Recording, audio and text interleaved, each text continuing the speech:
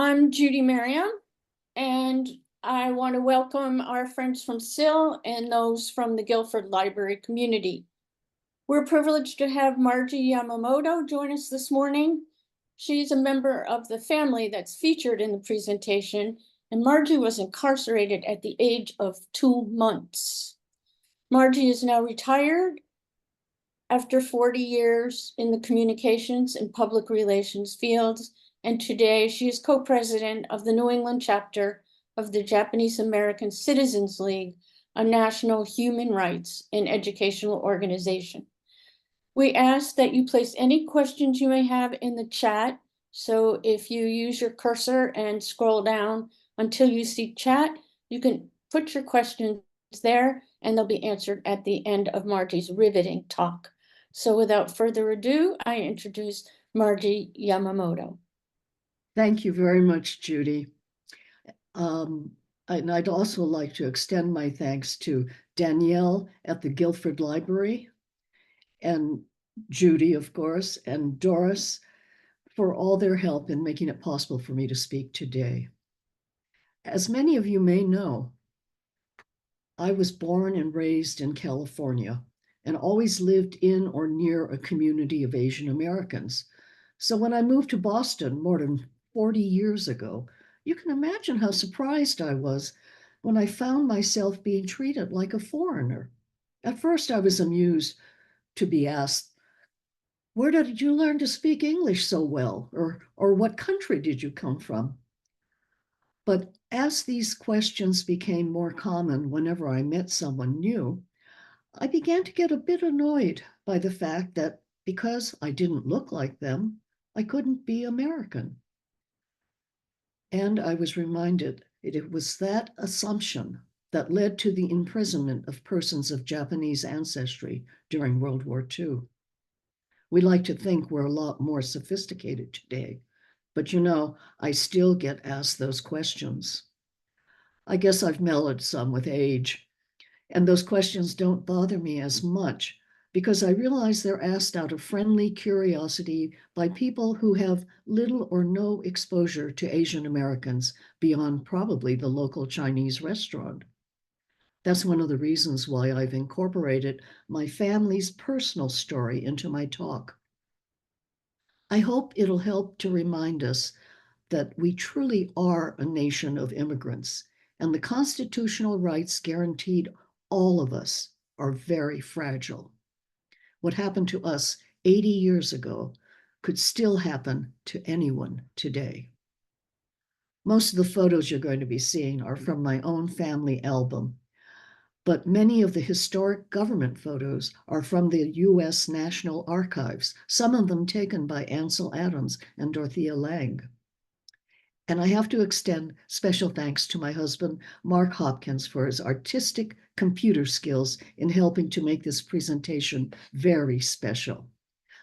Let's get started. Let me share my screen with you.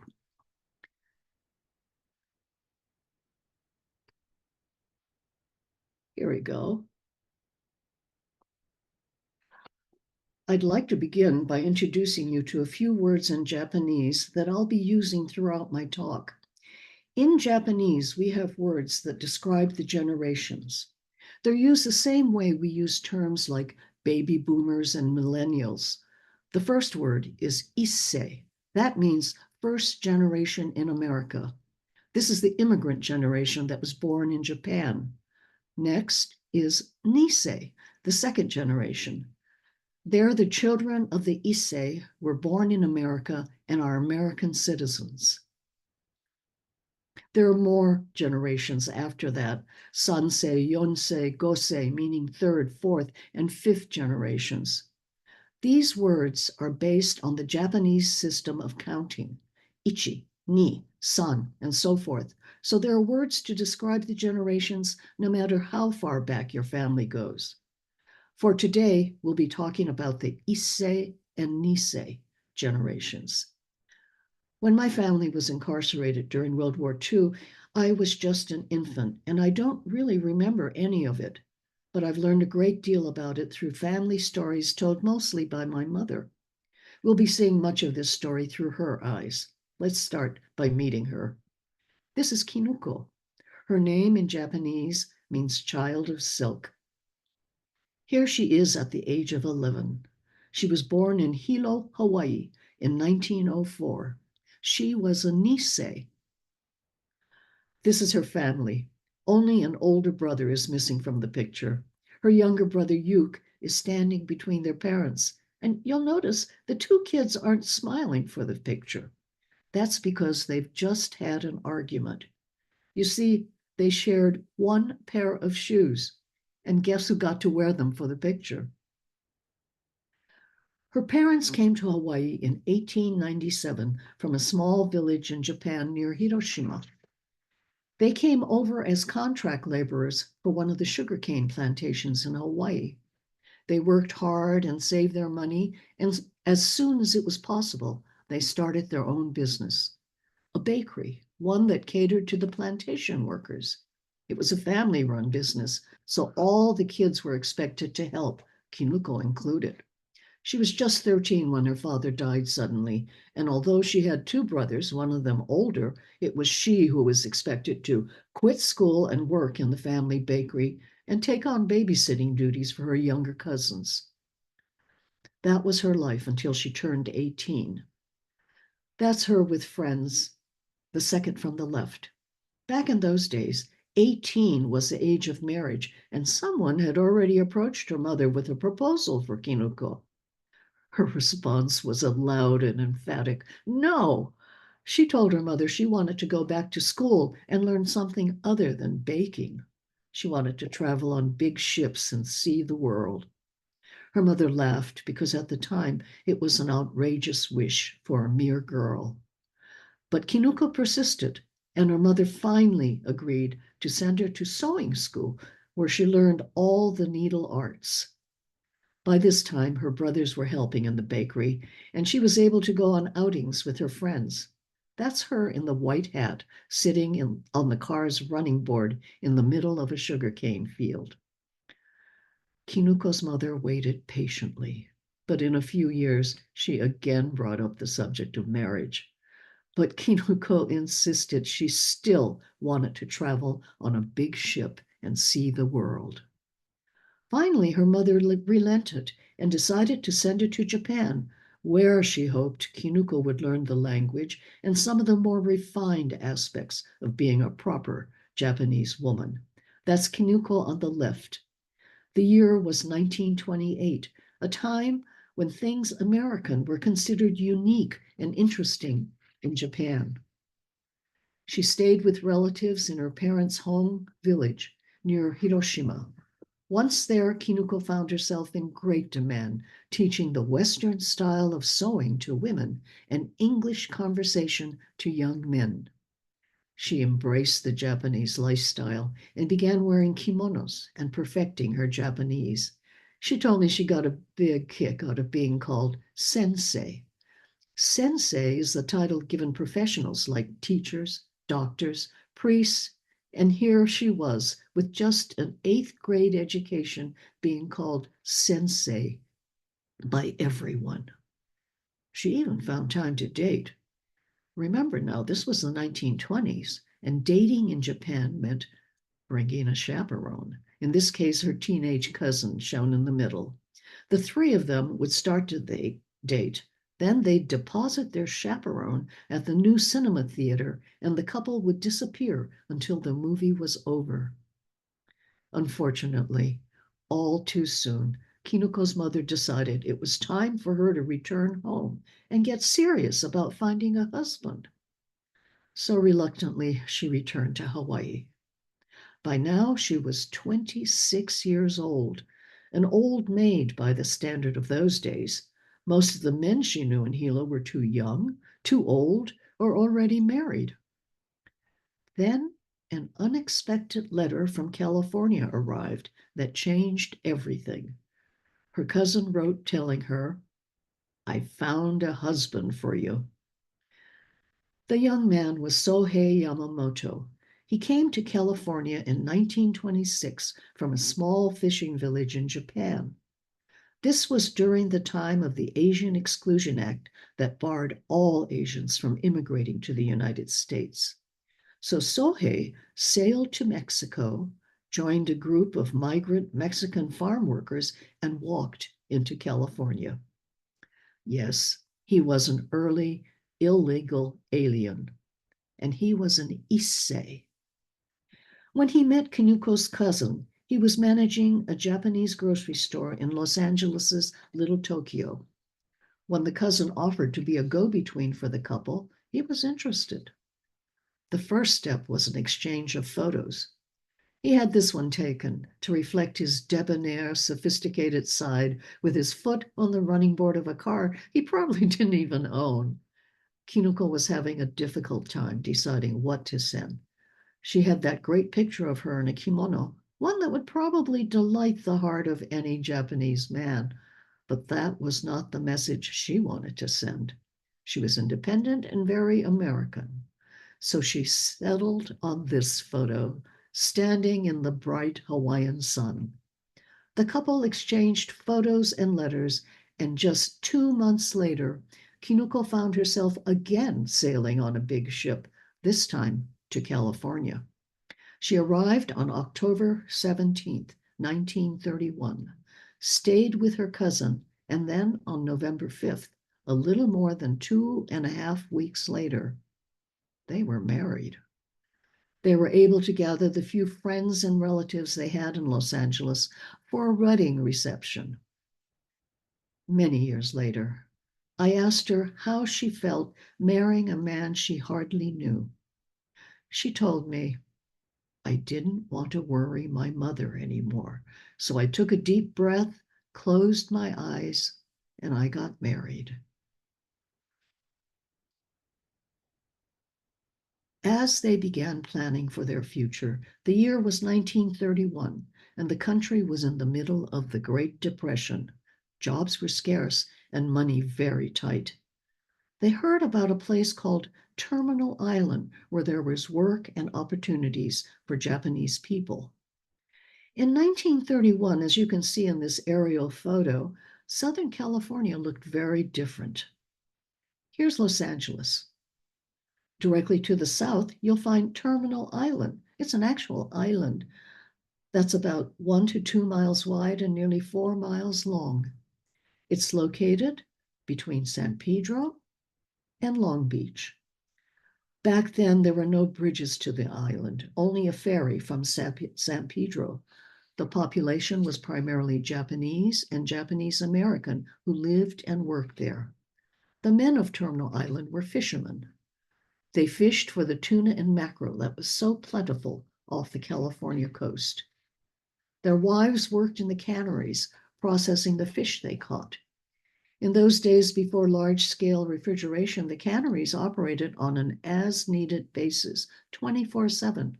When a fishing boat came in with its catch, they sounded a horn that could be heard across the island, and the women came immediately to begin processing the fish. It didn't matter if it was 2 or 3 in the morning. It wasn't a surprise that the canneries provided housing for their workers and their families, making Terminal Island truly a company town.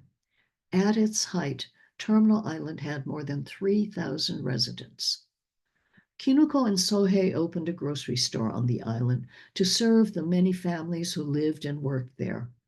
Sohei spoke little English, so from day one, Kinuko worked by his side, ordering supplies and handling everything that required English. When I asked her about their hours, she just laughed and said, "We worked all the time." Soon they welcomed their first child, my sister, Shinko Shirley.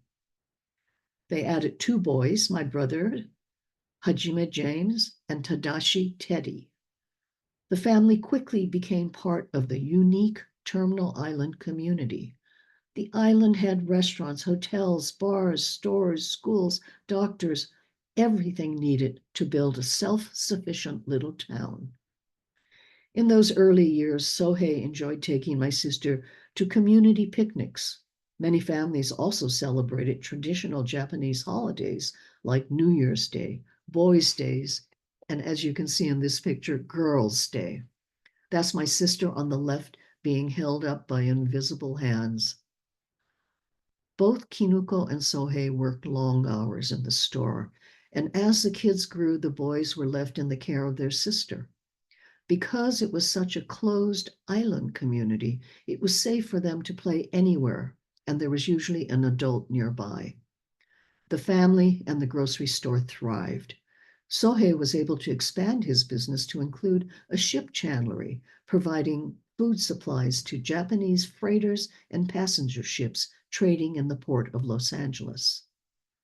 But then everything changed when, on December 7th, 1941, the Japanese attacked Pearl Harbor and the United States declared war on Japan. Terminal Island's location played an important role in what happened next.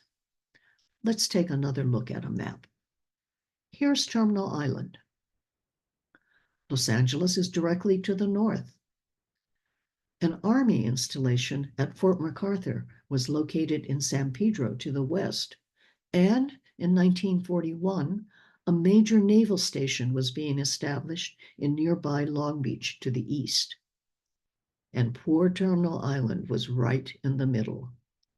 Within hours of the Pearl Harbor attack, the FBI descended on Terminal Island and began arresting community and religious leaders and many of the men who owned commercial fishing boats. Terminal Island's location and the men's access to boats made them suspected of helping the enemy. We were fortunate that my father was not among those arrested. Because he had a ship chandlery and sold supplies to Japanese ships before the war, he had already been thoroughly investigated by the FBI, and they didn't feel he posed a threat. The other Issei and Nisei men on Terminal Island were not as lucky. Once they were taken, their families didn't see them again for months, and in some cases for years. Not a single one of these men was ever found to have committed an act of sabotage against the United States. Every home was searched by the FBI for contraband, and it was confiscated. That included things like cameras and flashlights, kitchen knives, even Boy Scout knives. There were stories of the FBI pouring out the family's soy sauce because it looked like liquid dynamite. As America entered the war, the national press quickly began carrying stories and photos to inflame anti-Japanese sentiments. Unfortunately, headlines like these caused those negative sentiments to spill over to the Issei and Nisei. Even the beloved Dr. Seuss became involved with editorial cartoons like this, showing Japanese on the West Coast lining up to issue dynamite with which to commit acts of sabotage. On December 22nd, 1941, just 2 weeks after Pearl Harbor, Time magazine used an image of the Japanese admiral who led the attack on Pearl Harbor. This is his photo, and this is a caricature they used on the cover. Inside was an article on how to tell the difference between the Chinese and Japanese, so you knew where to direct your anger. Life magazine joined in and published stories with even greater details. The faces they used were of a Chinese public servant in the top photo and of General Tojo, the Prime Minister of Japan, on the bottom. There was a diagram of both faces, and the Chinese were described as being relatively tall and slender with parchment yellow skin and a long and delicately boned face. The Japanese, on the other hand, were squat, had a massively boned head and face, flat nose, and yellow ochre skin. In a second set of pictures, we have a full body view of 3 tall, young, slender Chinese brothers, and, to quote Life magazine, 2 short, squat Japanese admirals. Now, as an Asian American, I have to tell you, I can't tell the difference between Chinese and Japanese just by appearance, and especially not after reading these 2 articles. Back in 1942, despite the magazine's efforts, many people were directing their anger and hatred against anyone who looked Asian. To protect themselves, Some Chinese used homemade signs like this or wore armbands and buttons stating, "I am Chinese." The Japanese could only counter with buttons and store signs like this one stating, "I am an American." On February 2nd, 1942, almost every remaining adult Japanese man on Terminal Island where we lived was taken into custody by the FBI. On February 19th, 1942, President Roosevelt signed Executive Order 9066, giving the military total jurisdiction over the Western Military Zone. He signed it over the objections of Attorney General Francis Biddle and FBI Director J. Edgar Hoover, both of whom felt the order was unconstitutional and unnecessary. Here's an excerpt from that presidential order. It stated, "I hereby authorize and direct the Secretary of War and his military commanders who he may designate to prescribe military areas from which persons may be excluded. And the right of any person to enter, remain in, or leave shall be subject to whatever restrictions the Secretary of War or the appropriate military commander may impose in his discretion."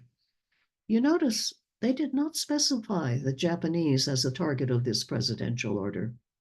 The order was not rescinded until 1976 by President Gerald Ford.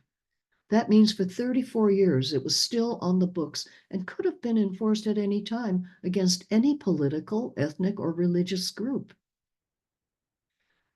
With the presidential order putting the military in complete control of the Western Zone, Terminal Island became the first area in the United States to be affected.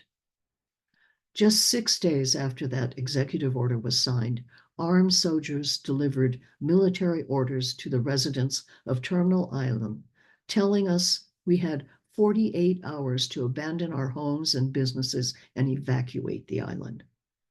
At that point, with few exceptions, the only people left on the island were women, teenagers, and children. Most of the men had already been arrested by the FBI. Despite the requirement of the presidential order that transportation, food, shelter, and accommodations be provided those removed from an area, no such provisions were made for us. The only help came from family, friends, and churches. The fishermen's wives tried to sell their husbands' fishing boats. Eventually, they had to abandon them, and they had to abandon their houses. A member of the American Friends Service Committee who helped the Terminal Island families wrote, "As night of the second day of the evacuation of Terminal Island drew on and the deadline drew ever nearer, little groups still toiled feverishly in an effort to move the last remnants of all the disrupted homes within the allotted time. The empty houses were dark, as the electric current had been cut off. Unable to carry flashlights, which were contraband, the Japanese finished their tasks in the gleam of flashlights held steadily for hours on end in the hands of Caucasian friends who flocked to their aid." In our family, we were fortunate that my father wasn't taken by the FBI because my mother was 8.5 months pregnant with me, and they had 3 children under the age of 9. My parents' friends and relatives came with trucks and cars and tried to empty the store of what could not be sold. We moved to an apartment in Boyle Heights in South Central Los Angeles. After we left, Terminal Island became a ghost town. Just 12 days after that forced expulsion, on March 11th, 1942, I was born. I was the first baby in my family born in a hospital. The others were delivered at home by a midwife. I was named Margaret Masumi after my grandmother and the child actress Margaret O'Brien. All the Japanese on the West Coast were watching what happened to us on Terminal Island because they knew they were next. About 1 month after we were forced to leave our home, the first of a series of mass expulsion orders were issued to the rest of the West Coast Japanese population. The poster on the right gave specific instructions to the Japanese. The plan was to move all persons of Japanese ancestry out of the Western military zone as soon as possible. This involved 120,000 people. On this map, you can see where the military established that zone along the western states from Arizona all the way up the coast to Washington. Because it was impossible to build the more permanent camps quickly, the Japanese were first taken to 15 temporary detention centers, mostly in California, where we were confined at racetracks and state fairgrounds. My father closely monitored the areas of California as they were being closed to us, and he would move us to another area that was still open. He tried to keep us out and free as long as he could. When they finally caught up with us, we received orders for the Turlock Detention Center in Central California. We were told to bring only what we could carry with us. For our family, it was especially difficult because my mother could only carry me, a 2-month-old infant, with a few supplies. The other children were too young to be of much help. My poor father had to carry as much as he could for a family of 6. In just 2.5 months, all 120,000 persons of Japanese ancestry were removed from their homes in the Western military zone and placed in these temporary detention centers. 2/3 of them were American citizens. They were taken from orphanages and hospitals. They were taken if they were found to have even 1/16 Japanese blood. They were taken regardless of age, from the oldest to the very youngest. This is the intake area at the Turlock Center where we were sent. Our bags were thoroughly searched, and we were housed in hastily erected barracks like the one in the background. Some were not as lucky and were sent to racetracks like Santa Anita and were housed in horse stalls that were barely cleaned and whitewashed and still reeked of manure. We were held at these temporary detention camps for several months while the permanent camps were being built. These permanent incarceration camps, euphemistically called relocation centers, were scattered across the states. There were 10 camps located in California, Arizona, Utah, Idaho, Colorado, Wyoming, and as far east as Arkansas. The irony of this was there were Japanese already living in some of these states, and they were not imprisoned. From California, we were taken by train to our permanent camp in Arizona. It was July, and the train was not air-conditioned. The shades were pulled down so no one could see us, and my poor mother had to contend with 3 restless children and me, by now a 4-month-old baby. We arrived at Gila River, Arizona on July 28, 1942. The camp was located 50 miles southeast of Phoenix and 87 miles northwest of Tucson, in the middle of nowhere. The government leased 17,000 acres of reservation land from the Gila River Indian community and built the camp on 1,000 acres. At its peak occupancy, Gila River housed 13,348 people, making it the 4th largest city in the state of Arizona. The camp was surrounded by barbed wire fencing with a strategically placed armed guard tower. We were told this would be our home for the duration. The area is often considered the hottest in the United States, with temperatures as high as 115 degrees. Families were housed in black tar paper covered barracks. A barrack was 20 feet wide by 100 feet long. For larger families like ours, it was divided into 4 living units.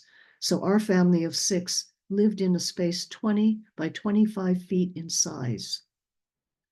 What everyone remembers were the ever-present sandstorms, as you can see in this sketch by Nisei artist Mine Okubo.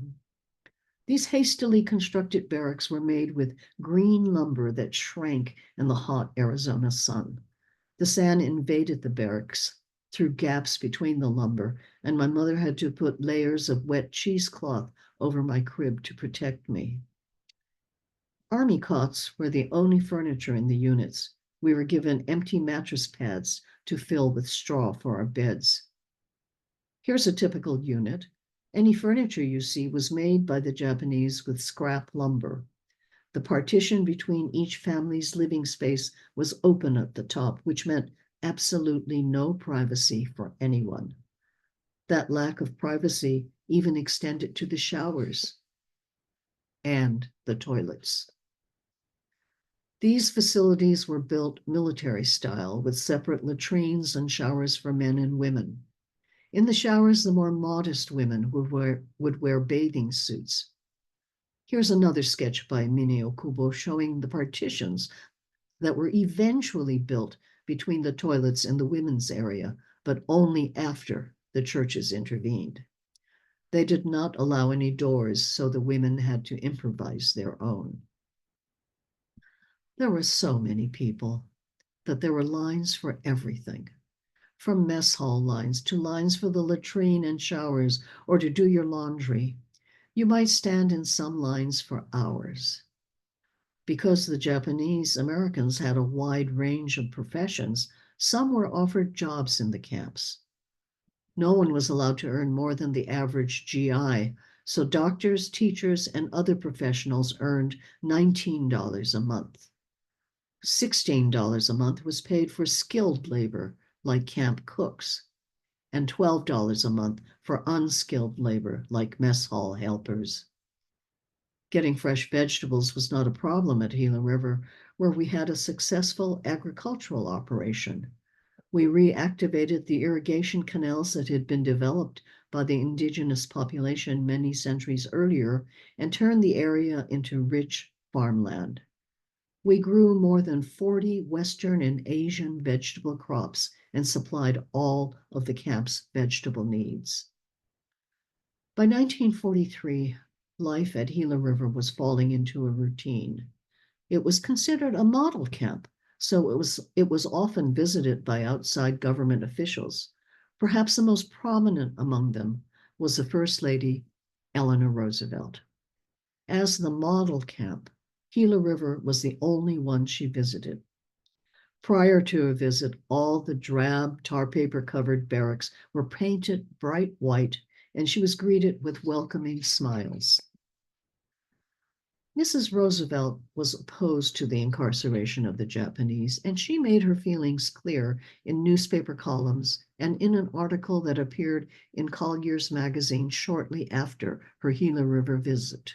She wrote in part, "A Japanese American may be no more Japanese than a German American is German or an Italian American is Italian.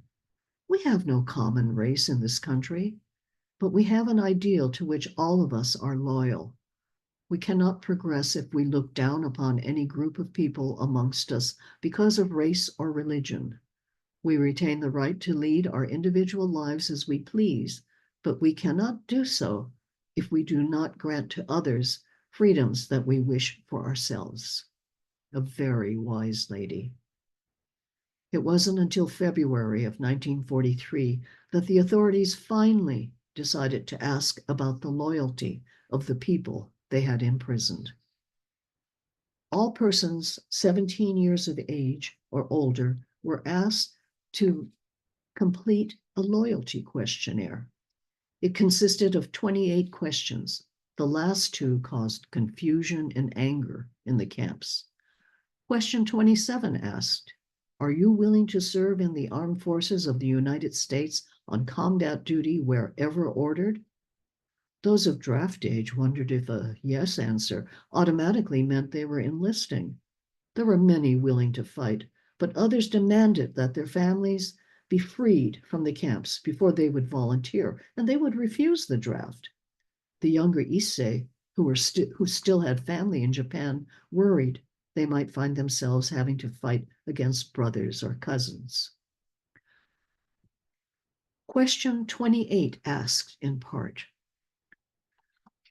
Will you swear unqualified allegiance to the United States of America and faithfully defend the United States from any and all attack by foreign or domestic forces, and forswear any form of allegiance to the Japanese emperor or any other foreign government, power, or organization? For the Issei, who were barred from American citizenship by US law, if they answered yes, they would become people without a country. The Nisei felt insulted they would be asked to forswear allegiance to an emperor in a country they'd never even visited. At the same time, the Nisei feared if they answered yes, yes to the two questions, and their parents no, no, the family would be separated. They were right. Those families and individuals who answered no, no were labeled troublemakers and sent to a segregated camp on the Oregon-California border, where they were given harsher treatment. Some who refused military service were sent to prison. The loyalty questionnaire came as the government began efforts to form a segregated all-Nisei military combat team. Originally, all Nisei were classified as 4C, or enemy aliens and non-draftable, even though they were all American citizens. Eventually, the military reversed its stand and began actively recruiting the Nisei. The Nisei who spoke Japanese were assigned to the Pacific Theater with the Military Intelligence Service as translators interrogating captured Japanese prisoners of war. Others were sent to Europe as members of the legendary 442nd Regimental Combat Team, where their incredible bravery was honored with 21 medals of honor, the highest military honor possible. The men of the 442nd received more than 18,000 individual decorations, more than half of which were Purple Hearts that are awarded those wounded or killed in action. By the war's end, the all-Nisei 442nd Regimental Combat Team became the most highly decorated combat unit of its size in U.S. military history, and is seen here being honored by President Harry Truman. While these Nisei were fighting in Europe and the Pacific, many of their families were still being held behind barbed wire in their own country. Back at Gila River, the loyalty questionnaire was administered to my parents. Ever the pragmatists, they answered yes, yes, anything that might give us an opportunity to leave the camp. By 1944, the government began to allow families and individuals to leave if they stayed outside the Western military zone and had a job and a place to live. My uncle in Denver had his own business and agreed to be our sponsor. This picture was taken just before we left Gila River on April 21st, 1944, and it's the only picture I have of me as a baby. Since our cameras were confiscated by the FBI when the war started, we have very few pictures from this period. When we left the camp, we were given a one-way bus ticket to Denver and $25 a person. Our trip to Denver resulted in our exposure to what Japanese Americans were already experiencing outside the camps. We weren't greeted by signs like this, but it was an indication of what we should expect. For the trip to Denver, most of the family took the bus. My father and 8-year-old brother drove with our uncle and all our belongings from Gila River to Denver. Here's another example of a sign they might have encountered while they were on the road. They did stop at a diner in a small town for lunch. Before they were finished eating, they suddenly realized word had gotten out about their presence, and a crowd was forming at the entrance to the diner. They were hurriedly escorted out the back door for their safety. With no pictures to show you from this part of our life, I'll have to use a map. We started out from the Gila River camp in Arizona. We settled in Denver. My brother Ted, who was about 6 at the time, told me about an incident that affected him deeply as a child and as an adult. With the war still going on, He was running around the house playing soldier and calling the evil Japanese enemy every expletive in his limited vocabulary. My mother told him to stop saying those things. When he asked why, she told him, because you are Japanese. No, I'm not, he said, and he ran and got the newspaper to prove it.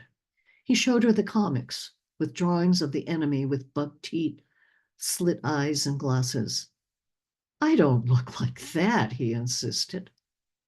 Somehow, my mother convinced him he was Japanese. Ted told me that he remembered staring in the mirror and crying. He said it took him a week to get over it. After Denver, we were on the road again, this time to Chicago, where the government was encouraging many Japanese from the camps to settle. We opened a restaurant in what was becoming the Japanese section of town and called it the Gila River Inn, so anyone coming out of the camps could find us. It's interesting to note that before the war, the 1940 census showed the Japanese population in Chicago was 390. In 1946, the number of Japanese in Chicago was 20,000. After the war ended, we left Chicago, made a quick stop in Denver, and moved back to Southern California. We found a house in Compton, California, one of the few areas we could afford and where we were allowed to buy. Mom told me the house cost $8,000. It had 2 bedrooms and 1 bath, a luxury for us since we hadn't lived in a real house since Terminal Island. We were in heaven with a large backyard and other kids to play with. Back then, our part of Compton was mixed racially, and living on our street were 5 other Japanese American families, all of us returning from the camps. Dad joined his brother, who had moved his business from Denver, and Mom went to work in a sewing factory doing piecework, which meant she was paid not by the hour, but for each item she sewed. We were lucky she was a very fast sewer. By this time, Dad was in his mid-40s, but ever the entrepreneur. He and Mom saved their money and soon opened another grocery store, Aloha Market in Gardena, California. When Japanese ships began to trade in the port of Los Angeles again, Dad restarted the ship chandlery, and over the years, the chandlery became the focus of his business. As business grew, Dad moved it to a storefront in San Pedro and named it Yamamoto Brothers.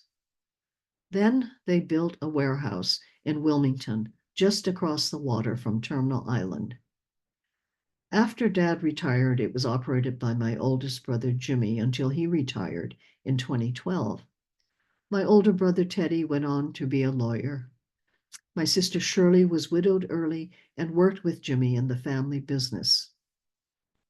As the business grew, Mom and Dad were able to travel, and in 1972, they went back to the small village in Japan where Dad was born. It was the first time he'd been back since 1926. In all those years after the war, my parents never spoke ill of their camp experience. When Dad was 75, I gave him a Japanese translation of America's Concentration Camps. Now, it's not the best book about our experience, but it was the only one I could find that was translated into Japanese. It was the first time he'd seen anything like this in print in a language he could read easily. He had spent more than 33 years feeling the guilt and shame of our imprisonment and never saw anything that told him what happened to him was unjust. After he read the book, he asked me to please get him more books in Japanese like that one. He was ill with cancer at the time and passed away the next year, and I was never able to find him more books. It was 12 years after Dad's death that the United States government passed the Civil Liberties Act of 1988, granting reparations to Japanese who had been incarcerated during World War II. Watching President Reagan sign the act are Norman Mineta and Bob Matsui. Both are Japanese American men who had been incarcerated as children and went on to become U.S. congressmen. The hard work to get this act passed took more than 18 years and was led by the Nisei and Sansei, the second and third generations of Japanese Americans. They enlisted the support of like-minded senators and representatives to pass this legislation that resulted in payment of $20,000 to each person who had been incarcerated and was still alive. With the check came an official letter of apology from the sitting president. This is a letter I received in 1992. It's signed by the senior George Bush.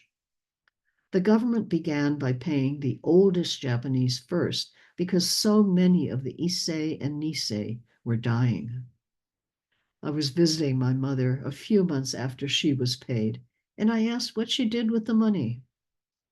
Now, in my mother's house, she had a Buddhist altar in the living room where she put pictures of deceased relatives.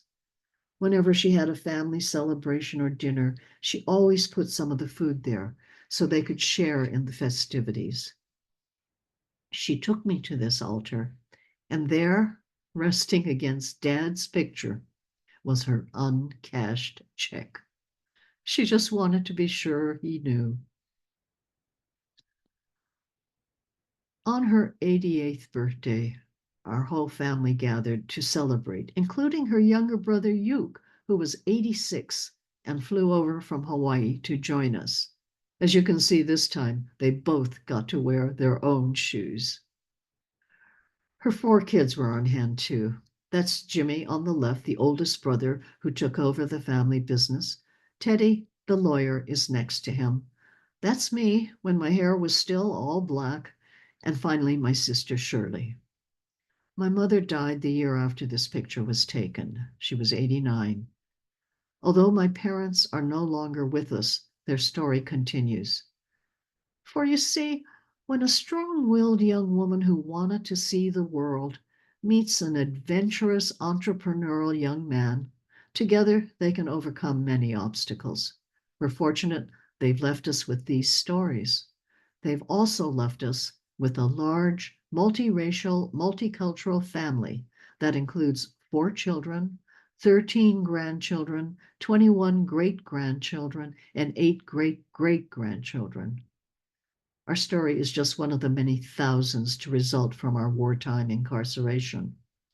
Our family emerged from this experience healthy and intact.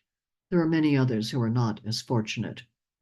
What happened to us is more than 80 years in the past, but the lessons we need to learn about fear, racism, and hate are as fresh as today's headlines.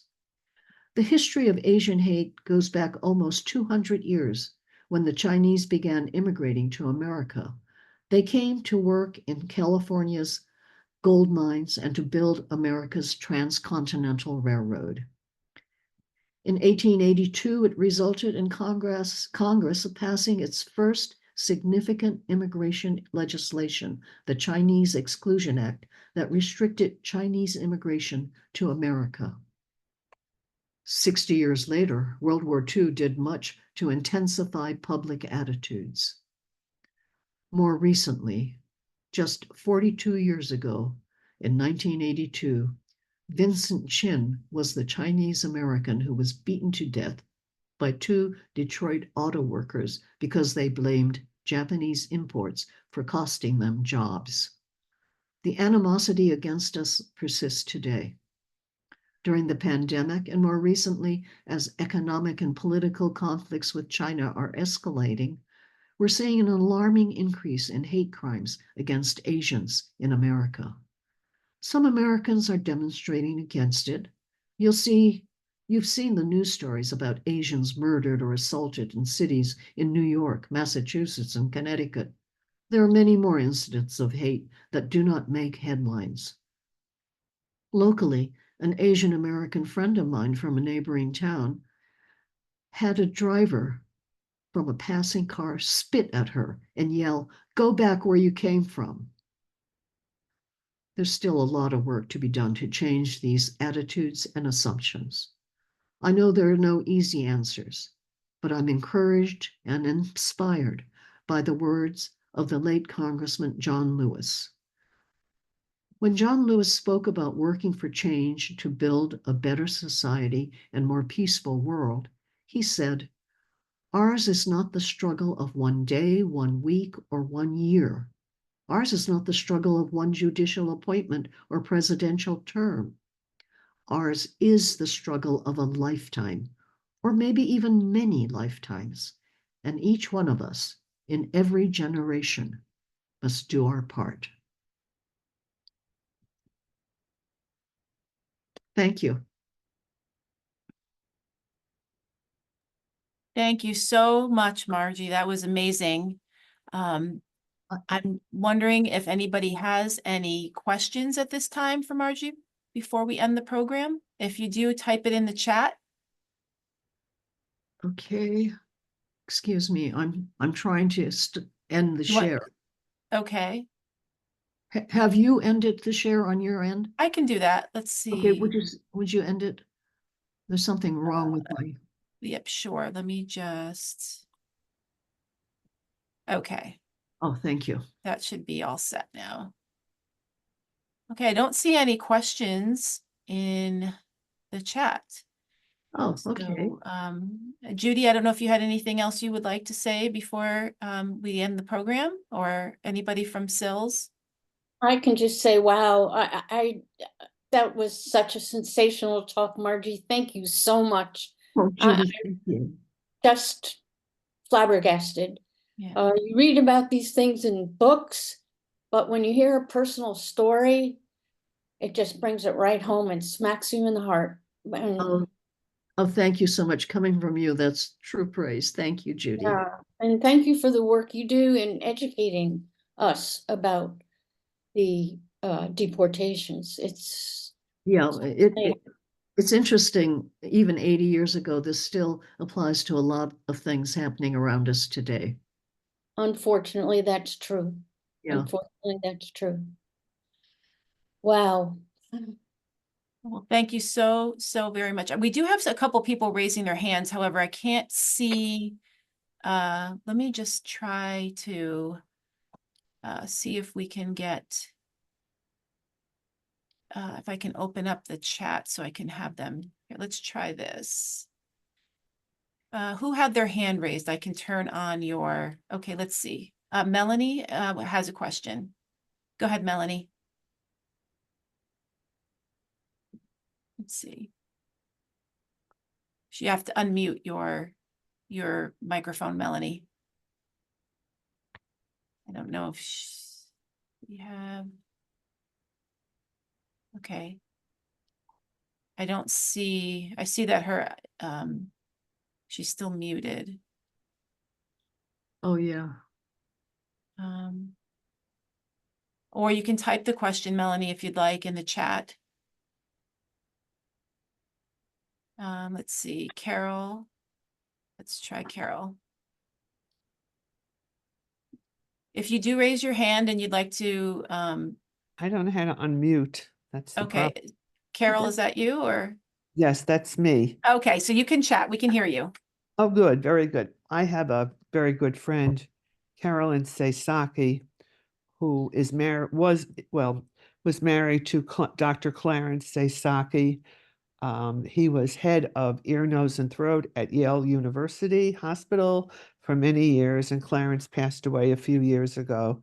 And again, a wonderful man and Japanese American who was born, I believe, in Hawaii, and his father was a dentist there, and very successful individual. And his brother, who I've never met, also a Yale graduate, and a very eminent plastic surgeon. I believe they're from Texas.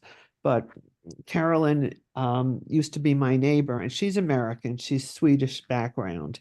But Clarence was a very eminent man in his profession of ear, nose, and throat, and trained hundreds of doctors, and they traveled many countries. He was a very wonderful person. So I just wanted to get that in. Well, Carol, do you know if he went to Brown University? No, he did not. Oh, okay. No, no, he didn't. Clarence went to, I believe Clarence went to Pomona. I'm trying to Oh, remember. California, okay. Well, the interesting thing you mentioned about he was born in Hawaii, because in Hawaii they didn't dare do the wholesale incarceration of all the Japanese, because that would have taken away the whole workforce. Because I think when World War II broke out, the Japanese Americans in Hawaii made up about a third of the population. So His father was a dentist. Carolyn, I didn't realize that we had this conversation fairly recently, and she told me Clarence's father was a dentist, Yeah. and she also told me they used to travel there to visit on occasion. Well, it's a hike, as you can imagine, but they used to travel there to visit him. Her mother-in-law had died many years before. So anyway, I just wanted to mention, Clarence was a wonderful man. Mhm. But in Hawaii, the Japanese were incarcerated on a more selective basis. Oh, okay. All the community leaders and religious people were pulled in, but then just the rank and file person was not incarcerated. Okay. So, but it's a whole different story in Hawaii, because from what I gathered, the shelter they gave the people, because Hawaii's temperatures are so mild, were more like tents, and they lived in tent cities and things like that. I haven't done enough research on what happened in Hawaii, but there were people incarcerated in Hawaii too. Well, thank you. This was a wonderful presentation. Oh, thank you. I do think we were able to get Melanie's unmute. So let's see if we can get her to ask the question, the next one. Hello. Can you hear me now? Yes.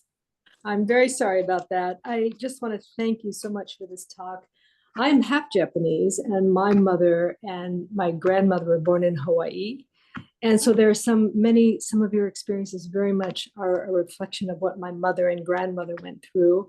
I also had a great uncle who had moved to California and was sent to and lived for 6 months in Seabiscuit, the racetrack, and then was sent to Camp Jerome. But my mother's experience in Hawaii, especially her father, who I believe was a community leader, passed away just before, like in 1939. So when the war started in 41, my mother was 11. And so her time there spent on what was just a very heavy military occupation, including even after the war, and a system of apartheid with distinct separation of children going to separate schools. And yes, my mother grew up in Camp 4, which was just like temporary housing for the workers, because they came over to work for the sugar plantation on Kauai. So I want to thank you for your talk, because my understanding of all that time is sketchy. And I wish I'd had the wherewithal when I was younger to document some of my mother's stories. But I really want to thank you and tell you how much I appreciate that, because it really is an important and very unfortunate. That's too simplifying it too much, but we don't want to see things like this happen again. Thank you. I wish you would. It's never too late to document these stories, because they're important stories. Well, my mother has passed away. I'm sorry. She passed away about 5 years ago. So, well, I wrote this way after my mother had passed away, and I had to rely on history books as well as stories my brothers and sisters told me, to pull it all together. Right. I will. Thank you. I know it's everybody's story is very different, and they're all important. Yes, very much so. But anyway, thank you, and sorry about my earlier problems. Well, thank you for your comments. Thank you very much. Okay, do we have any other questions? Okay. I think that was it, Margie. Okay, Well, If- thank you so very much. It was a pleasure meeting you and hearing your story. it was a pleasure working with all of you. It's always great working with the SIL people. And now I know somebody at the Guilford Free Library. Yes. Sounds great. Thank you, Margie. It's wonderful. And Danielle, you will make the recording available? Yes, it'll take about a week or so, but yes, I will Alright. make it available and it'll be on our website. Oh, Will great. you let me know, or I'll let Sure. the people know? Yes, absolutely. I will email you. Margie, give our best to your husband. Margie's husband has been a speaker at SIL before with his travelogues, which are equally as brilliant, and what a pleasure to meet you, Margie. Oh, great you're- meeting you. Quite All right. the powerhouse couple. Goodbye. Bye. Bye. Have a great day. Bye-bye. Bye, Danielle. Bye-bye.